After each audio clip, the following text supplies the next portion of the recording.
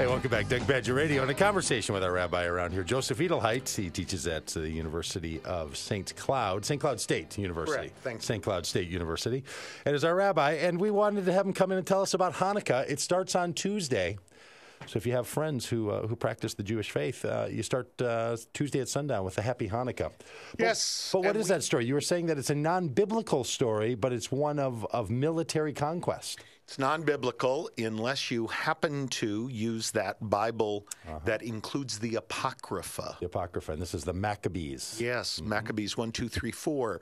So the Assyrian, no, not macadamians. Macadamians at all. No, that always comes to mind. I picture them covered in chocolate. No, that's delicious. Maccabees. Maccabees. So I'm going to ask. The macadamians. Hey, Rabbi, is it irritating for Jewish people when the Goyim pronounce Jewish words like a Jew? Like when you hear like me go Hanukkah, does it just is that like fingernails on a chalkboard to you?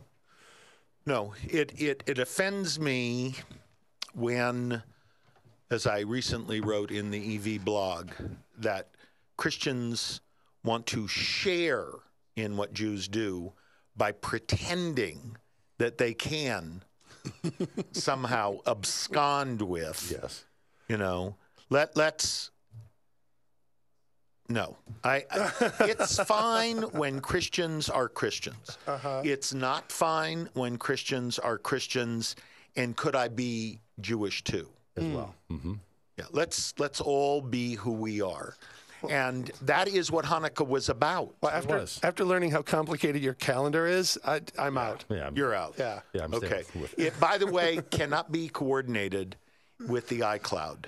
The iCloud will not sync the Jewish calendar. Is that like a Jewish 21st century problem? Yes, we do. Yeah.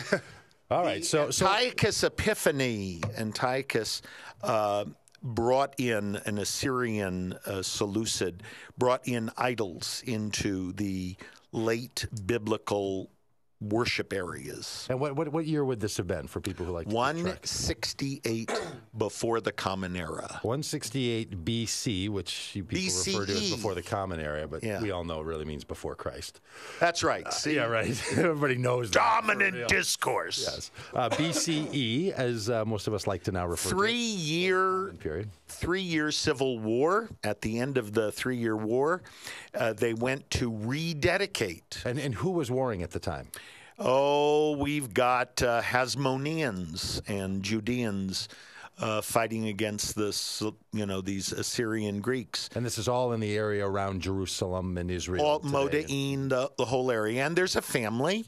Mm-hmm. Matthew is the dad, and Judah the eldest of 5 sons. And at the end of the 3 years, they go to rededicate the temple. And that's how we get the name Hanukkah. Oh, to dedicate. To dedicate. And they go and they find that it has to be all cleaned up. And the little cruse of oil, the little bottle of oil that would be used to keep the Ner Tamid, the eternal light, and the 7-branch candelabra, the menorah, lit, that little cruse of oil lasted 8 nights. Isn't that a beautiful miracle story, Doug? So the story is that the oil that was there lasted far longer than the oil ever should have lasted. Yes, and because of that, Jewish parents today are committed to 8 nights of gift giving. Okay, so you are having a bit of fun with it. So how does that story become so important as one of the festivals in the Jewish tradition? Because the other stories really have like a life and death kind of narrative to them. Right. They're stories of deliverance and of faithfulness. This was not included in the Hebrew Bible. Yeah. This is not Passover. This is not the Feast of Tabernacles, Sukkot. This is not Shavuot, Pentecost, the revelation of Torah. This isn't even Purim, the book of Esther. Yeah. Okay. So it's almost a secular-like holiday? Not almost. It is. Oh, it is. It's a winter solstice festival, syncretized into Jewish history. Interesting. So in the same way that Christmas has sort of a narrative wrapped around it for the holiday, not the meaning of Christmas, but the holiday being December 25th was What about... difference does it make when he's born? Yeah, it was about having a Christmas, a Christ Mass that would align with the pagan holidays. Because they were going to do it anyway. Going to do it anyway. And this is the same thing for Hanukkah. Identical. Is that right? So when did people start celebrating Hanukkah as a... The first mention of it in actual canonical Jewish literature is the Babylonian Talmud. And what years would that have been? 500 of the Common Era. Oh, really? Yeah. So maybe 600 years along before this was celebrated. Somewhere after 200 of the Common Era, up to 500, somewhere in that 3, 4, 5,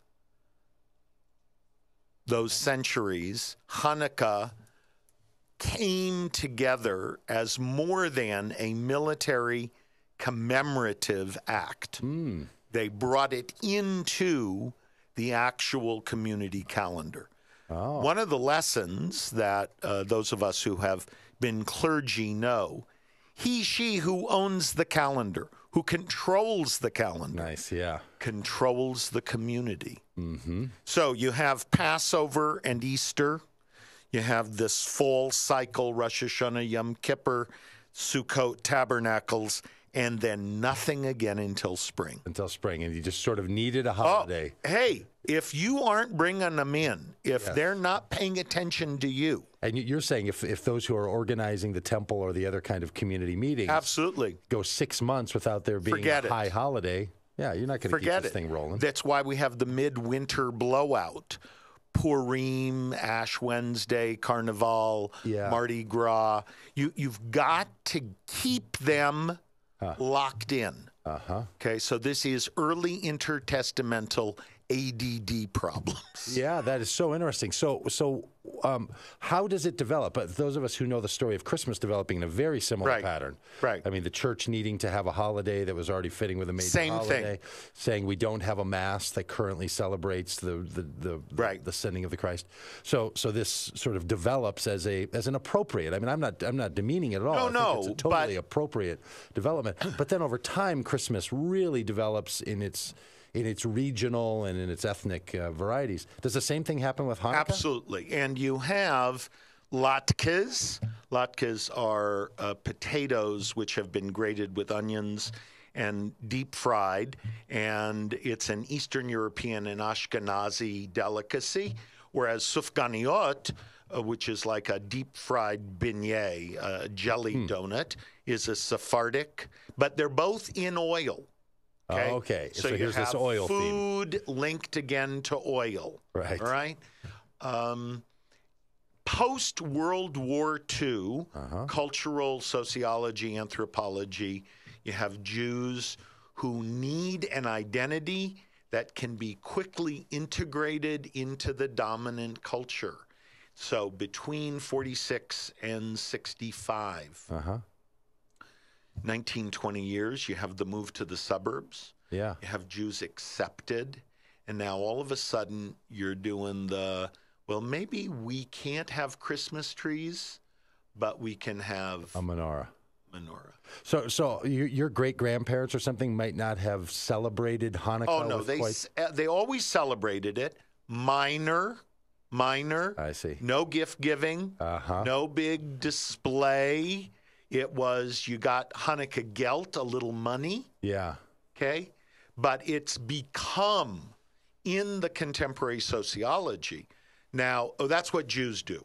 I No, see. Jews don't do that. Yeah, right. Okay.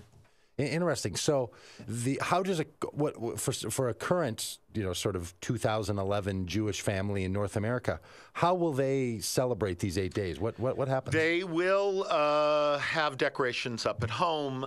They want their children to feel Like lights outside? That they kind might of thing? have blue and white lights, but it's primarily an inside Okay. decoration around the 9-branch candelabra, not 7-branch. 7-branch is the biblical temple menorah. Yeah. This 9 branches, 8 nights, and a 9th to light the 8.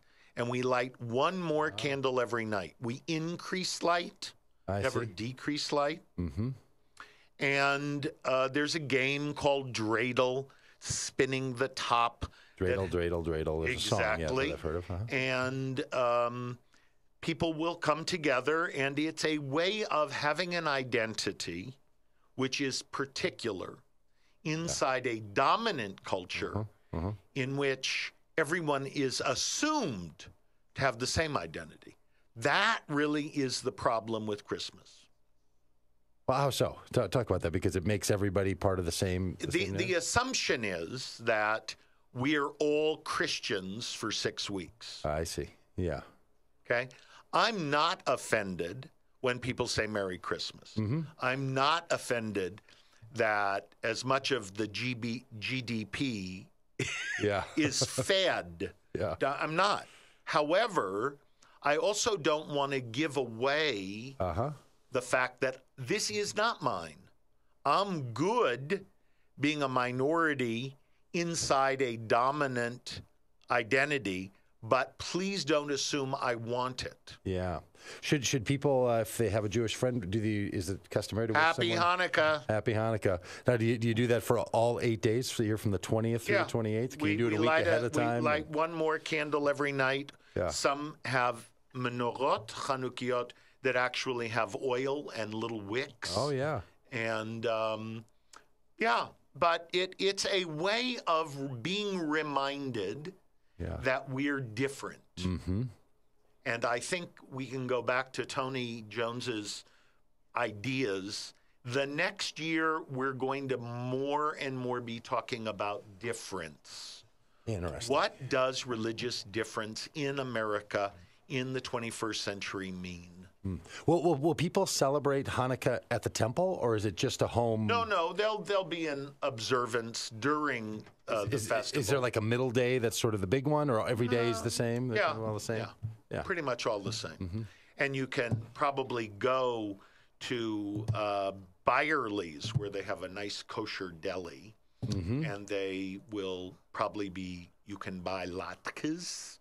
Oh, really? Potato pancakes. You can buy sufganiot, which are jelly-filled fried donuts. Well, let's eat during Hanukkah together. That all sounds great. Well, I'm going to be in Israel. I'm going to Israel Tuesday. Tuesday? You're going to be in Israel for Hanukkah. Is it a bigger deal in Israel? It is, and do you know why?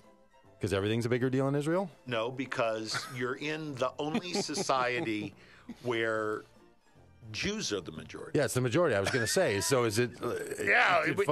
You can't find Christmas unless you go to Bethlehem. Great, and you get the finest ladka in the world. Yes, you do. Yeah. Hey, that's Rabbi Joseph Have a blessed Edelite. Christmas, you and your family. And happy Hanukkah, my friend. Thank you. Doug Pagitt Radio and AM 950, DougPagittRadio.com. Stick with us.